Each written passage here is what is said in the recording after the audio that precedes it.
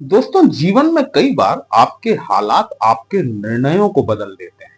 वहीं कई बार ऐसी भी स्थिति पैदा होती है जबकि आपके द्वारा लिए गए निर्णय आपके हालातों को बदल देते हैं। जब भी प्लेनेटरी कॉम्बिनेशन यदि थोड़ा भी पक्ष में हो, हमें अपने निर्णयों को उस रूप में उपयोग करना चाहिए जो कि हम अपने हालातों को बदल सकें। सितंबर माह 2026 काफी महत्वपूर्ण होने वाला है। ग्रहों का परिवर्तन आपकी राशि, आपके लग्न पर किस तरह से अपना प्रभाव दिखाएगा, वही हम लोग आज चर्चा करने वाले हैं। नमस्कार दोस्तों, कैसे हैं आप सब? मैं आपका आचार्य श्लोक आपके अपने चैनल श्री हनुमंत कृपा में आपका हार्दिक स्वागत करता हूं, अभिनंदन करता हूं। साथ ही अपने बड़े भैया श्री हनुमान जी से करवद्य निवेदन करता हूं कि अपने हनुमत कृपा परिवार के सभी सदस्यों को, नए जुड़ने वाले सभी सदस्यों को सुख समृद्धि प्रदान करें, उन्हें उनके कार्यों में आशातीत सफलता प्रदान करें। मेरे पीछे ये जो 3 का लिखा हुआ अंक आप देख रहे हैं, ये इस बात को दिखाता है कि या तो आपकी राशि मिथुन है या फिर आपकी लग्न मिथुन है। हम अगले माह पर जाएं उससे पहले एक बार वर्तमान ग्रह गोचर की क्या स्थिति चल रही है, इस पर थोड़ी सी चर्चा कर लेते हैं ताकि आपको ट्रांजिट समझने में आसानी हो। मंगल देव वर्तमान समय में आपके फर्स्ट हाउस में गोचरस्थ हैं। सूर्य, बुध और केतु जो है ये आपके तीसरे घर में गोचर कर रहे हैं। यहाँ पर सूर्य बुध का बुधादित्य नामक राजयोग बना हुआ है। इसके पश्चात भी आपको इस राजयोग का लाभ नहीं मिल पा रहा क्योंकि बुध और केतु का आपसी सामंजस्य नहीं है। बुध जहां चलती हुई वायु है, चलता हुआ पवन है, वहीं केतु जो है बादल है। जब हवा चलती है तो बादलों को उड़ा ले जाती है। दोनों के बीच में कहीं से कहीं का कोई सामंजस्य वाली स्थिति नहीं बनती। शुक्र महाराज आपकी पत्रिका में चौथे घर में कन्या राशि फॉल करती है। यहां पर शुक्र की नीच की राशि होती है। शुक्रदेव आपके चौथे घर में गोचरस्थ है। राहुदेव आपके नवम भाव में गोचर कर रहे हैं। वहीं शनि महाराज आपके स्वयं के लग्नेश बुध के नक्षत्र रेवती में वक्री होकर आपके 10th हाउस में गोचर कर रहा है। अब सबसे महत्वपूर्ण परिवर्तन जो होगा वो 3 सितंबर 2026 के दिन शुक्र महाराज अपना राशि परिवर्तन करेंगे। देखिए, ये एक प्रकार का राजयोग का निर्माण होगा। यहाँ पर यदि आपकी दशा अंतरदशा आपके फेवरेबल प्लैनेट की चल रही है तो निश्चित तौर पर आप बहुत आनंद उठाने वाले हैं। ये जो आप 1, 5 और 9 का जो आप ट्राइन देख रहे हैं, जिसको हम त्रिकोण कहते हैं, केंद्र त्रिकोण, इसमें शुक्र महाराज जो है ये आपकी पत्रिका में पंचम भाव के स्वामी ही बनते हैं। और जब त्रिकोण का स्वामी स्वयं अपने घर में आ रहा है तो ये यहाँ पर राजयोग का निर्माण करता है। ये एक बहुत महत्वपूर्ण बात रहने वाली है। पंचम भाव आप जानते हैं कि ये आपके एजुकेशन का, आपकी संतान के एजुकेशन का, फन का, आनंद का, स्टॉक मार्केट, शेयर बाजार, सट्टा बाजार, जुआ, स्पेकुलेशन इत्यादि को रिप्रेजेंट करने वाला भाव है। आध्यात्मिक शिक्षा को भी यही भाव दिखाता है। बेसिकली यहां पर जब शुक्र महाराज का गोचर होगा 3 सितंबर से, वीडियो कहीं भी अच्छा लगे कमेंट बॉक्स में जय श्री राम लिखेंगे, आपको भी अच्छा लगेगा, हमें भी अच्छा लगेगा दोस्तों, आपके लिए इस तरह से विश्लेषण लेकर आने के लिए। तो जब शुक्र जैसा प्लेनेट अपनी ही राशि में आएगा, शिक्षा की बात थोड़ा सा एक माह के लिए बेमानी हो जाएगी। हाँ, यदि लव रिलेशंस की बात की जाए तो लव रिलेशन आपके मजबूत होंगे, प्रगाढ़ होंगे, है ना। साथ ही साथ में यहाँ पर आपको यदि कोई पुराना ब्रेकअप हो चुका है, कहीं से कोई रिलेशन था जो कि ब्रेक हो चुका है, टूट चुका है, नए रिलेशन बनने की संभावना यहाँ पर पूरी तरीके से दिखाई देती है। इस बात को थोड़ा सा समझिएगा कि जब शुक्र महाराज आपकी पत्रिका के पंचम भाव में गोचर करेंगे, संपूर्ण दृष्टि से ये आपके लाभ भाव को एक्टिवेट करेंगे। लाभ भाव मतलब आप जहां से गेन करते हैं। लाभ भाव यानी कि आपकी डिजायर्स को फुलफिल करने वाला हाउस। मंगल इस हाउस के स्वामी होते हैं, इस बात को समझिएगा। मैं 3 सितंबर से सीधा आपको 19 सितंबर पर ले जाता हूं, जबकि मंगल यहां से राशि परिवर्तन करेंगे और सेकंड हाउस में गोचर करना शुरू करेंगे। मंगल महाराज न सिर्फ आपके एकादश भाव के स्वामी होते हैं बल्कि आपके छठवें घर के भी स्वामी होते हैं। पुराने रिलेशन में कुछ तनातनी का माहौल, उस तनातनी के चलते हुए नए रिलेशन की तरफ आकर्षित हो जाना, क्योंकि मंगल की चौथी दृष्टि, वो भी नीच के मंगल की, क्योंकि कर्क राशि में आकर मंगल महाराज नीच के हो जाते हैं। सेकंड हाउस वाणी का भाव है, आपके परिवार का भाव है, आपके कुटुंब का तो खैर चौथा भाव होता है, लेकिन ये हाउस जो है, ये सेकंड हाउस आपकी एक्यूमुलेटेड वेल्थ को दिखाता है, आपकी वाणी को दिखाता है। थोड़ा सा मंगल के प्रभाव के चलते हुए आपको पुराने रिलेशनशिप में अपने कम्युनिकेशन में थोड़ी सी सावधानी बरतने की आवश्यकता रहेगी। यदि आप ये कम्युनिकेशन में सावधानी बरत ले जाते हैं, किसी प्रकार का वाद विवाद की स्थितियों का निर्माण नहीं होने देते, तो यही मंगल और शुक्र का कॉम्बिनेशन जो कि बन रहा है, ये आपको न सिर्फ धन लाभ कराएगा बल्कि आपके प्रणय संबंधों में भी आपको उत्तरोत्तर उन्नति देखने के लिए मिलने वाली है। काफी महत्वपूर्ण परिवर्तन हो रहा है। दूसरा महत्वपूर्ण परिवर्तन जो होगा, ये जो आपके लग्नेश है, बुध महाराज आपके लग्नेश बनते हैं और आपके चौथे घर के स्वामी होते हैं। ये 7 सितंबर को अपना राशि परिवर्तन करेंगे। 7 सितंबर को अपना राशि परिवर्तन करके आपकी पत्रिका के चौथे घर में, यानी अपने ही घर में आएंगे, जहां पर कि बुध देव उच्चत्व को प्राप्त होते हैं। संपूर्ण दृष्टि आपके दशम भाव पर पड़ेगी।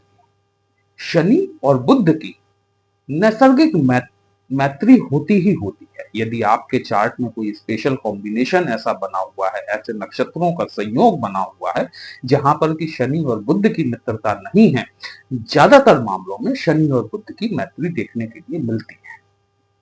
जब बुध महाराज अपने घर में आएंगे और अपनी सप्तम दृष्टि से आपके दशम भाव को देखेंगे, जहां पर कि शनिदेव स्वयं रेवती अर्थात बुध के नक्षत्र में ही गोचर कर रहे हैं, कर्म क्षेत्र में सफलता मिलने की पूरी संभावना है। कोई एक्स्ट्रा रिस्पॉन्सिबिलिटीज मिल सकती है। देखिए, शनि जो है वो आपके 10th हाउस में जाकर गोचर कर रहे हैं और 10th हाउस में शनि महाराज जो है ना, ये रिस्पॉन्सिबिलिटीज दिलाते हैं। अगर इस समय आपके बॉस द्वारा आपको कुछ एक्स्ट्रा रिस्पॉन्सिबिलिटीज दे दी जाए तो उसे सहर्ष स्वीकार कर लीजिएगा। कई लोग ऐसे मौकों पर थोड़ा सा झिझकते हैं, थोड़ा सा हिचकिचाते हैं, झुंझुनाते हैं। यदि आप इस रिस्पॉन्सिबिलिटी को सहर्ष स्वीकार कर लेंगे ना दोस्तों, तो यकीन मानिए कि यही सितंबर माह में किया जाने वाला कर्म आपके लिए लाभदायक साबित रहने वाला है। इसके पश्चात 17 सितंबर को सूर्य देव जो है, वर्तमान में तो सूर्य देव आपके 3rd हाउस में बैठे हुए हैं। यहाँ पर 3rd हाउस जो है ना, ये पराक्रम का है, डिसीजन मेकिंग का है, स्वराशिगत सूर्य है इस समय। ये बात ठीक है कि ये राहु से दृष्टिगत हैं और इस साल का दूसरा सूर्य ग्रहण लग चुका है। थोड़ा बहुत प्रभाव तो सूर्य ग्रहण का आपको देखने के लिए मिलेगा, लेकिन ये आपकी पत्रिका का तीसरा, छठवां और 11वां भाव, ये उपचय भावों की श्रेणी में आता है। जब भी कोई प्लैनेट इन हाउसेज में आकर बैठता है, यदि वह क्रूर ग्रह है अथवा पाप ग्रह है, निश्चित तौर पर वो आपको सफलता देने वाला रहता है। सूर्य को केतु से कोई प्रॉब्लम नहीं है, इस बात को समझिएगा, है ना। तो सूर्य महाराज 17 सितंबर तक आपके 3rd हाउस में बैठे हुए हैं, आपके पराक्रम में वृद्धि होने वाली है। कहीं ना कहीं जो भी कोई प्लैनेट आपके 3rd हाउस में बैठता है, वो अपनी सप्तम दृष्टि से भाग्य भाव को एक्टिवेटेड करने का काम करता है। राहु महाराज स्वयं शनि की राशि में जाकर बैठे हुए हैं और मंगल के नक्षत्र धनिष्ठा नक्षत्र में गोचर कर रहे हैं। राहु और केतु ये दोनों ऐसे प्लैनेट हैं, जिस नक्षत्र में चलते हैं, जिस राशि में बैठते हैं, उसी के हिसाब से ये आपको परिणाम देना शुरू करते हैं। तो मैंने कहा कि मंगल महाराज आपके 11th हाउस के लॉर्ड हैं। जैसे जैसे मंगल का गोचर होता जाएगा, वैसे वैसे आपको राहु के रिजल्ट्स में भी चेंजेस देखने के लिए मिलेंगे। सूर्य निसंदेह तौर पर आपके भाग्य भाव को जागृत करने का काम करेंगे, और जब भाग्य जागृत होता है, कई निर्णय आपके हालात बदल देते हैं। बस कोशिश ये कीजिएगा कि भ्रम में ना पड़े, क्योंकि राहु इल्यूजन है, भ्रम का कारक है। आपको दिवा स्वप्न दिखा सकता है, जिसको कि हम डे ड्रीमिंग कहते हैं। यदि आप डे ड्रीमिंग में फंस गए, तो यही भविष्य में जाके आपके निर्णयों को गलत साबित करके आपको हालात दिखा देगा। तो यहाँ पर जो सावधानी बरतनी है, आपके निर्णय सटीक बैठे। इन सटीक निर्णयों के लिए या तो आप अपने पिता की मदद ले सकते हैं, अपने पितृतुल्य व्यक्तियों की मदद ले सकते हैं, या फिर अपने गुरु की मदद ले सकते हैं। अगर आपको किसी चीज के बारे में डिसीजन लेने में किसी भी प्रकार का कोई अड़चन आ रही है, कहीं पे आपको महसूस हो रहा है कि मेरा ये डिसीजन सही बैठेगा या नहीं बैठेगा, तो आपको इन लोगों की मदद निश्चित तौर पर लेनी चाहिए, क्योंकि 9th हाउस जो है ये आपके पिता का भाव होता है। मंगल महाराज बाकी बचते हैं। मंगल महाराज जो है, मैंने आपसे पहले थोड़ा सा मैंने आपको बता दिया, सेकंड हाउस में आकर मंगल महाराज नीच के हो जाते हैं, क्योंकि आपके सेकंड हाउस में कर्क राशि फॉल करती है और कर्क राशि में मंगल जाकर नीचत्व को प्राप्त होते हैं। मंगल को 3 दृष्टियां प्राप्त होती हैं, चौथी, 7वीं और 8वीं दृष्टि। जब मंगल महाराज चौथी दृष्टि से आपके शुक्र देव को देखेंगे, थोड़ा सा यहाँ पर एक्स्ट्रा मैरिटल अफेयर से बचने की आवश्यकता है। यदि आप मिथुन राशि अथवा मिथुन लग्न के हैं और अंतरदशा प्रत्यंतर दशा भी आपकी ऐसी ही चल रही है, तो फिर यहाँ पर ये पंचम भाव जो होता है ना, ये आनंद का भाव होता है। और आनंद के चक्कर में आदमी कई बार उन रिलेशंस में फंस जाता है जो कि जीवन में दुखदायी साबित हो सकते हैं। तो ये थोड़ा सा विशेष ध्यान रखने की आवश्यकता यहाँ पर रहेगी। मंगल की 7वीं दृष्टि जो है ये आपके अष्टम भाव पर पड़ेगी। गूढ़ संसाधनों से धन लाभ हो सकता है आपको 19 सितंबर 2026 के पश्चात। गूढ़ संसाधन अष्टम, ये जो है ना, ये आपकी पत्रिका का अष्टम भाव। देखिए मंगल यहाँ पर नीच के तो जरूर है, लेकिन ये इनकी उच्चत्व वाली राशि है। जब मंगल अपनी उच्च की राशि को देखेंगे तो वहां से आपको बेनिफिट्स निकाल कर देने का काम करने वाले हैं।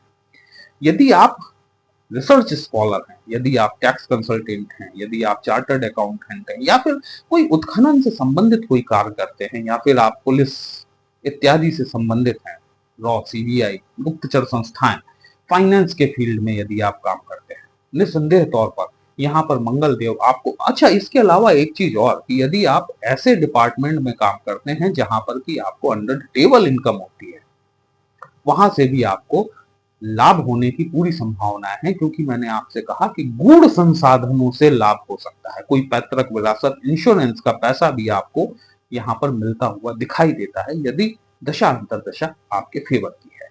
मंगल की अष्टम दृष्टि जो है ये आपके राहु पर पड़ेगी।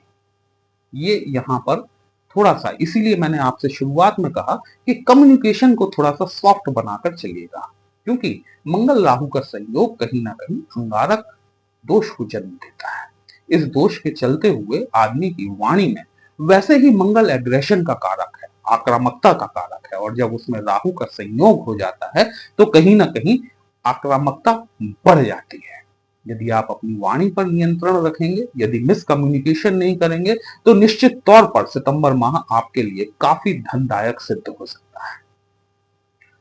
बढ़िया राजयोग बन रहे हैं आपकी पत्रिका में, आपको वक्त रहते इन राजयोग का फायदा उठाने का प्रयास करना चाहिए। वीडियो कहीं भी अच्छा लगा हो, अपने चैनल को लाइक, शेयर और सब्सक्राइब जरूर कर लीजिएगा। हमसे यदि पत्रिका का विश्लेषण कराना चाहते हैं दोस्तों, व्हाट्सएप नंबर थंबनेल में दिया गया है। पर्सनल कंसल्टेशन पेड होता है, एक छोटी सी फीस आपको पे करनी होती है। आपकी समस्या का उचित समाधान हमारे द्वारा करने का प्रयास जरूर किया जाता है। चलिए फिर मिलते हैं, तब तक के लिए जय श्री राम।